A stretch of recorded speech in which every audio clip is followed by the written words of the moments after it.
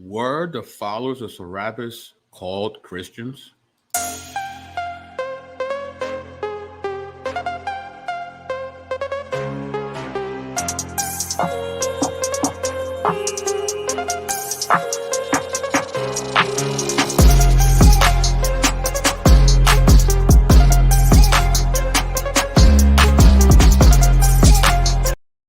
Yeah, what's going on, party people? The place to be. I go by the name of the BK Apologetics, transmitting all the way live. New York is the city, Brooklyn is the borough. What's good? What's popping?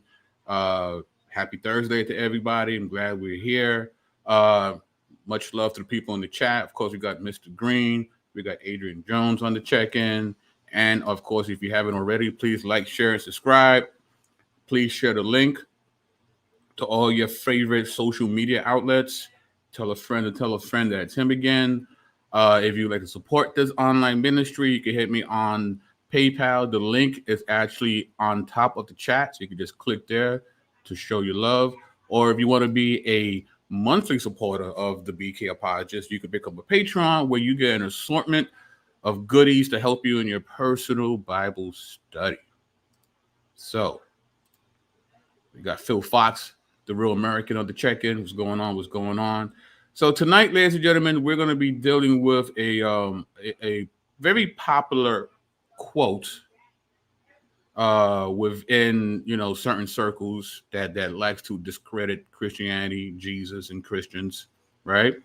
And of course, we're talking about this concept of Serapis, right? Where early followers of Serapis called Christians. And this is very timely because I'm in a particular group where this came up again. So I hope the people that are in that group will be watching this. So with that being said, right, this is the meme quote that most of us see in our timelines when they're trying to discredit Christianity. It's a correspondence of Emperor Hadrian, refers to Alexandrian worshippers of Serapis, calling themselves Bishop of Christ. And the quote is, "Egypt, which you commended to me, my dearest Serenius, I have found to be wholly fickle and inconsistent, and continually wafted about by every breath of fame. The worshippers of Serapis here are called Christians, and those who are devoted to the god Serapis, I find, call themselves Bishops of Christ." Right, and this is supposed to be Hadrian to Serenius, right, quoted by Giles on page 86. Right, we've seen this meme quite a few times, right? And this is also quoted by certain, Jesus mythicists such as D.M. Murdoch, right? The Origins of Christianity and the Quest for the Historical Jesus Christ. We've seen Ray Hagen's, like it's the video that never dies. Somebody every couple of days will have a Ray Hagen's clip talking about Serapis, right? We also have the Digeus being discovery of the origin, evidences, and early history of Christianity, never yet before or elsewhere so fully and faithfully set forth by Reverend Robert Taylor. So this has been going around for quite some time, this quote from this letter. So before we get into yes, Rome, yes, that dude, right? He keeps showing up. Zombie posts. No matter how many times you shoot it in the head, it just seems to keep reappearing. So let's talk a little bit about Serapis himself, right? Before we get into the quote, just so we have a flavor for what we're dealing with here. The precise origin of the god Serapis remains uncertain, but his name clearly derives from Apis, the sacred bull god of Memphis, and Osiris, the Egyptian god of the underworld, as the hypostasis Serapis or Osiris Apis. This Egyptian bull deity may well have been encountered by Alexander in the vicinity of Alexandria and worshipped as Serapis. More certain is that Ptolemy I became a major proponent of the cult of Serapis. Perhaps to help unify the native Egyptian and Greek populations, he was responsible for devising a new Hellenized image of Serapis in fully human form, that of a bearded male in the prime of his life, a hybrid image with rich synchronistic associations, particularly with Zeus, Asclepios, Helios, and Hades. This is from the Fate of Serapis, a paradigm of transformations in the culture and art of late Roman Egypt by Anne M. Negroski. Notice how the part of the syncretism had nothing to do with Jesus or Yahweh. It's Zeus, Asclepios, Helios, and Hades. Right? To continue, Serapis became the chief god of Alexandria in the Hellenistic period, a supreme deity like Zeus, a powerful god of healing like Asclepios, and a god associated with the fertility of the earth like Helios, as well as the boundary between life and death like Hades. He was a new consort of the powerful Egyptian mother goddess Isis and the father of her son Hippocrates, previously Horus, son of Osiris. As such, he was a god of abundance and renewed life, who also came to be worshipped as a bringer of the annual Nile flood, which made the land prosper. So as you see here, they're doing the remix. It's the Hellenistic remix of Ashar, right? Because Ashar was married to the goddess Isis. It was the wife / sister, right? Here now it's Serapis. Serapis now is the new husband, right? And instead of Horus, now we got Hippocrates, right? This is baby Horus, right? This is the Horus that they claim is just like Jesus, but of course we know that that's not the case, right? But this is very much a whitewashing and syncretistic version of Egyptian gods, right? So they always talk about Christianity, the white man's religion. Well, then what about this? But I just want you to have a basic history of Serapis. And notice it has nothing to do with God of the Bible. It's about Zeus, Helios, Hades, Osiris, right? But not about Yahweh. One of the god's most famous attributes was the ceremonial Nile cubit, a portable Nilometer, which was housed in his temple in Alexandria. The cult of Serapis, together with Isis and Hippocrates, was extremely popular in Roman times, and it spread throughout the empire, where Serapis was regarded also as an oracular god and protector of travelers by sea, perhaps of its association with the great port of Alexandria.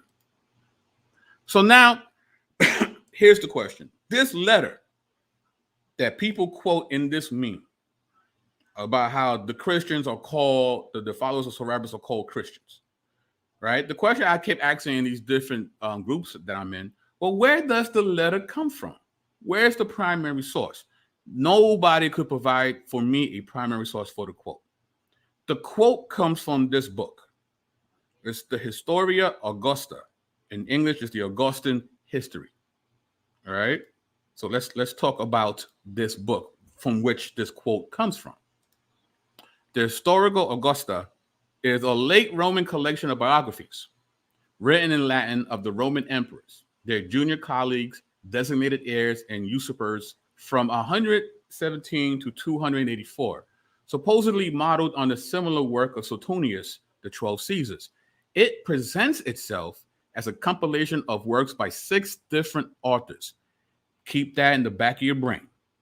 All right? It presents itself as a compilation of works by 6 different authors, collectively known as the Scriptores Historiae Augustae, written during the reign of Diocletian and Constantine I, and addressed to those emperors of other important personages in ancient Rome. So it's a compilation of the history of various leaders throughout ancient Rome. The collection as extant comprises 30 biographies, most of which contain the life of a single emperor, but some include a group of 2 or more grouped together merely because these emperors were either similar or contemporaneous. Right? This is from Maggie David, David Maggie, The Historical Augusta, London and Harvard. All right, so this is the quote, and we'll give more context to the quote because we usually get a small snippet of the quote. Here's a more larger quote of the letter. Right? This is from Hadrian Augustus to Sylvanus, the council, greeting. The land of Egypt, the praises of which you have been recounting to me, my dear Sylvanus, I have found to be wholly light-minded, unstable, and blown about by every breath of rumor. There, those who worship Serapis are, in fact, Christians, and those who call themselves bishops of Christ are, in fact, devotees of Serapis.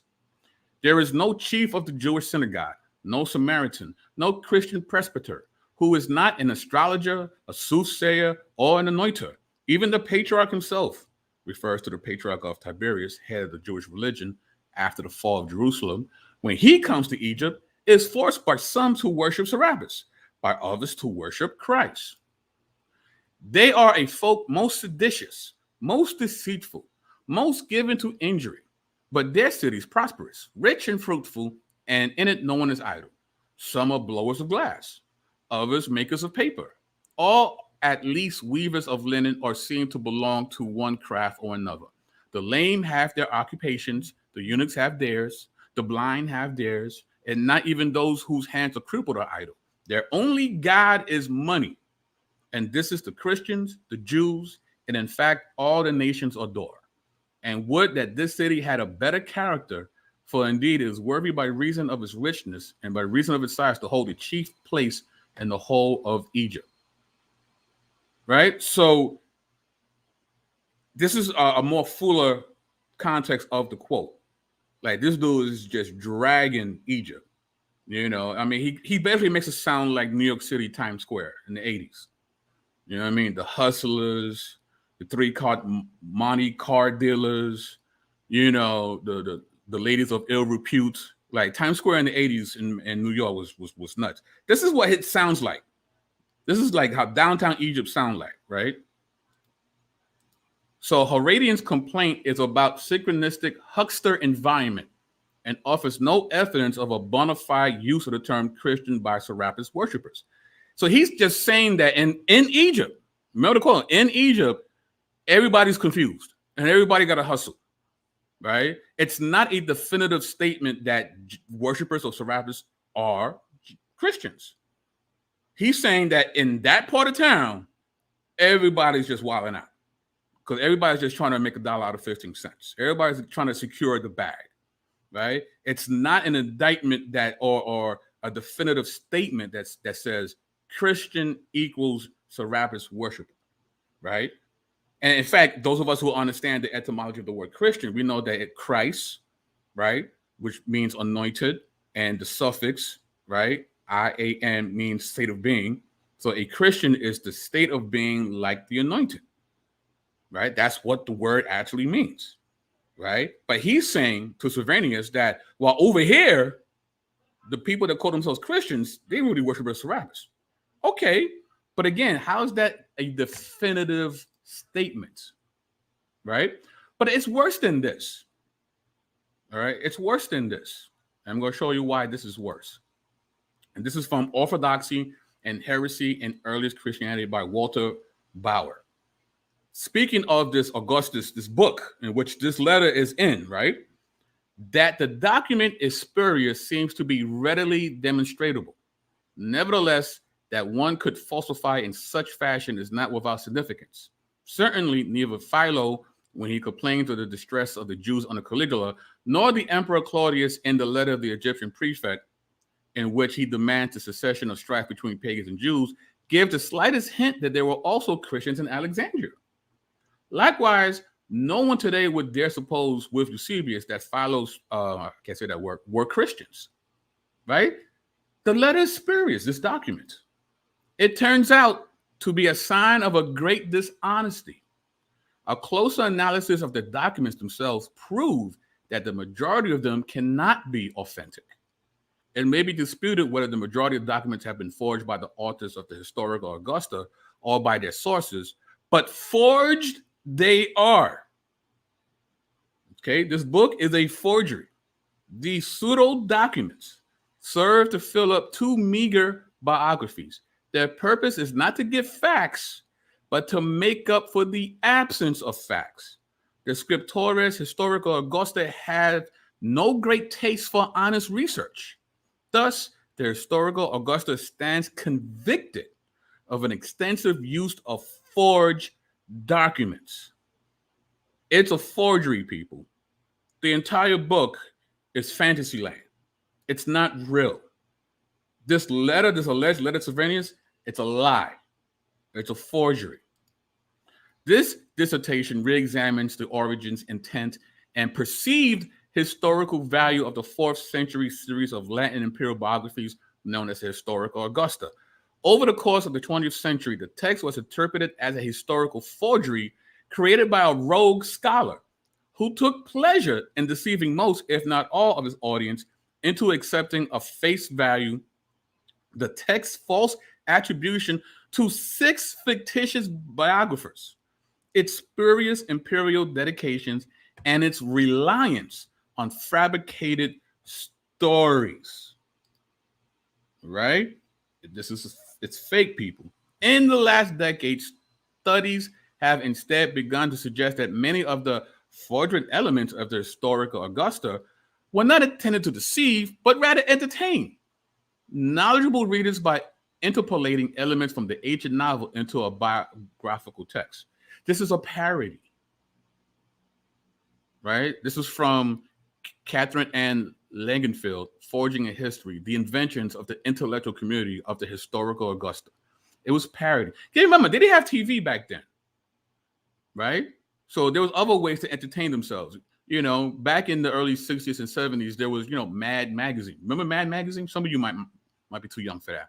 But Mad Magazine was a series of different parodies of famous TV shows and movies and commercials, right?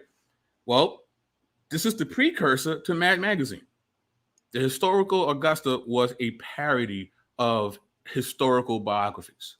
It was the Mad Magazine of its day, right? So now, what are the issues specifically that cause us to believe that this is a forgery? Well, as long ago as 1889, it has been suggested that the work was composed by one single author. Now, remember, we said earlier that the book claims to has multiple authors, right? This idea was proposed by the great German, I'm not even going to try to say his name. That name is long. Look at that. Sheesh. In a classic essay in the journal, right? A more recent stylistic analysis using computer techniques has confirmed this hypothesis beyond reasonable doubt. It really was composed by one person. It's not a collection from multiple authors, as it claims, right? One of the most charming aspects is the introduction of fake information, especially in the second half. At least one ruler has been invented. They invented a ruler. Remarkable omens are introduced and anecdotes are added.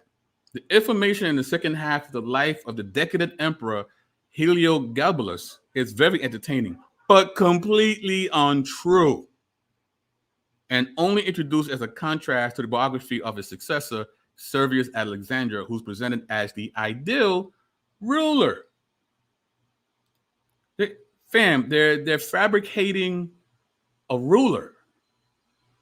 All right, first it was Dr. Katz, now it's this. You know what I mean? Before Dr. Katz. Ancient readers must have loved these mirror images and may have smiled when the author of the life of Heliogabalus accused other authors of making up charges to discredit the emperor and used them all the same. The minor biographies, i.e. the lives of cold rulers and usurpers, are usually entirely invented. Another aspect of the game is the fake date. It could be shown that the life of Septimius Severus was written after another series of imperial biographies, either by the Caesarius or Aurelius Victor, or I'm going to try to say that name, which continued to be about 360, 361. There are also several anachronisms and tacit references to people who lived in the 4th century, an event that took place after the reign of Constantine. It can certainly not be excluded that the historical Augusta was in fact composed during the reign of Julius Apostata, who briefly attempted to revive paganism. The text may have been part of an attempt to deduce from the splendor of Roman history that the pagan traditionalists were right and Christianity was, from a historical point of view, an un-Roman activity. Right? So it's like, well, why go through this process of creating this ancient Mad magazine? Why cause this historical comedic parody? Well, it was a shot. It was a shot against Christianity. It had the book had an agenda, right? It deduced from the splendor of Roman history that the pagan traditionalists were right and that Christianity was from a historical point of view in un-Roman activity. Which goes back to the whole, Christianity being the white man's religion. They didn't think that. They thought it was very much a un-Roman thing to do, was to be a follower of Jesus. But a follower of Serapis, the mix and match of Zeus and Hades and Osiris, well, that's good. We're rocking with that. The Jesus thing, not so much. So how about we make fun of that? Amongst other things that we're making fun of in this book. It had an agenda, guys. However, this interpretation is not without serious complications, and dates of publication during the reigns of Theodosius and Hieronymus have been proposed as well. What is certain is that it is composed before 425 because of the Roman author Symmachus has used the historical Augusta. The historical Augusta is the classic example of historiographic mystery. The work purports to have been written by 6 authors at various moments of the reigns of Diocletian and Constantine. Some, at least, of the alleged authors claim to have written in collaboration. This very claim of teamwork is baffling, corroborative. Cambridge histories were not common in antiquity. The writing is sensational and unscrupulous, and the forged documents included in this work serve no obvious purpose. So, there you have it, ladies and gentlemen. So, this meme of this quote of this letter comes from a larger collection of biographies, the Historical Augusta, which is a mad magazine. It's a parody account. It's the Babylon Bee of ancient Roman biographies. So, I mean, it is what it is. So the next time people bring up that quote, share this video with them. Share this with them. Because it's a forgery. It's not true. The letter never existed. It's a forgery. It's a lie. The only debate is, did the writer try to pass it off as legit, or was it something entertaining for the people to read it and get a couple of chuckles? But we know that whether he tried to pass it off as real or parody, the agenda was still the same, to show that Christianity is very much a un-Roman thing. So we don't want to deal with that.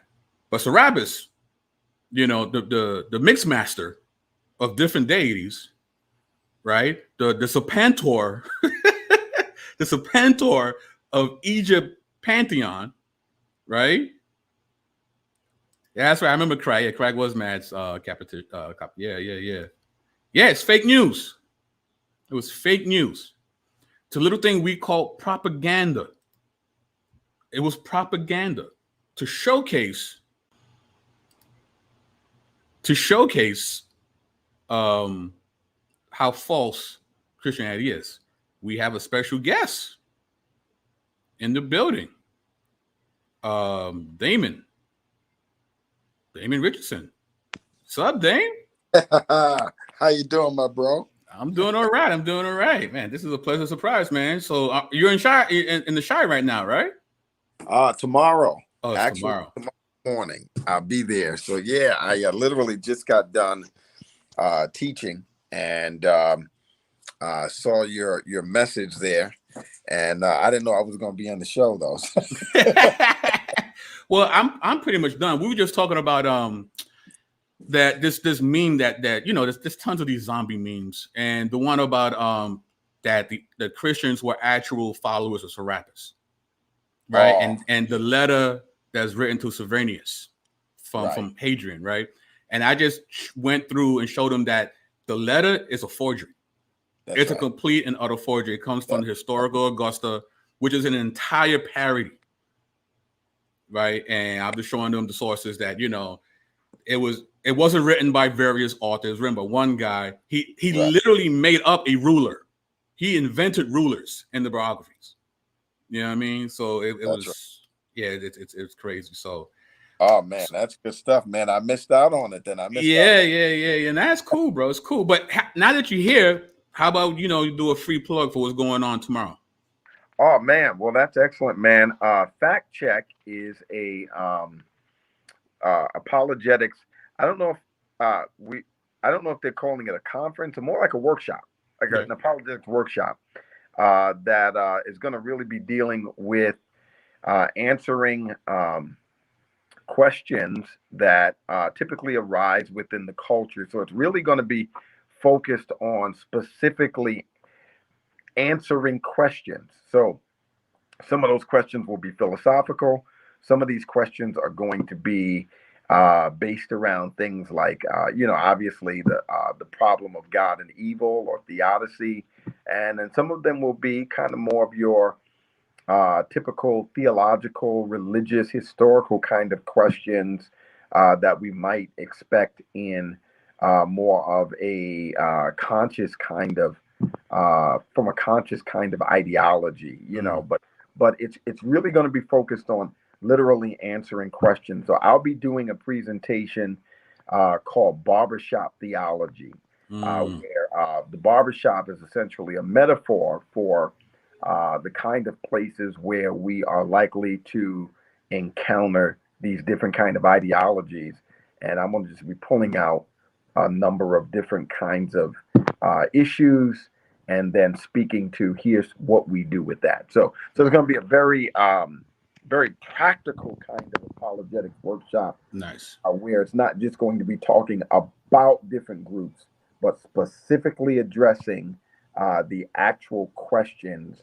And so if you're anywhere in that area, and whether it's Northwest Indiana, you're somewhere maybe in the South Wisconsin area, maybe Milwaukee or whatever, or anywhere in the Chicagoland area, definitely want to encourage you to come out. Friday night will be the kickoff. I think that's just going to be kind of one presentation, but Saturday morning, all the way up until the early afternoon, is going to be your different presentations, and it's going to be incredibly rich. And I'm glad to.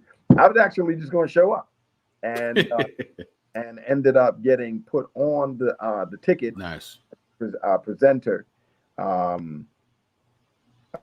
the last minute, and but got to be ready. Got to always be ready. So hey, in season, out of season, right? So that's good. Yeah, anybody can make it, and then this might be a good opportunity for us to be able to finally fellowship and connect up with many of you in person. And so quite a number of you I've already met in person at different other events and this, that, and the other. But there are others of you I'd love to get a chance to meet. And, now if you come up to me, don't expect me to know you. You got to tell me. Right. The name I will definitely remember because I'm pretty good remembering the names of people that do interact with us on a regular basis. But come on out if you can. Sounds good. Barbershop theology. I might need you to come to the platform and do that for us, bro. You know what I mean? That sounds fun. Absolutely. So, cool. All right. So with that being said, ladies and gentlemen, we're actually going to be out of here. It was short and sweet. Special guest appearance by the Grand Dragon himself, Dame Zilla. Right? So with that being said, we will catch you later, y'all. Peace.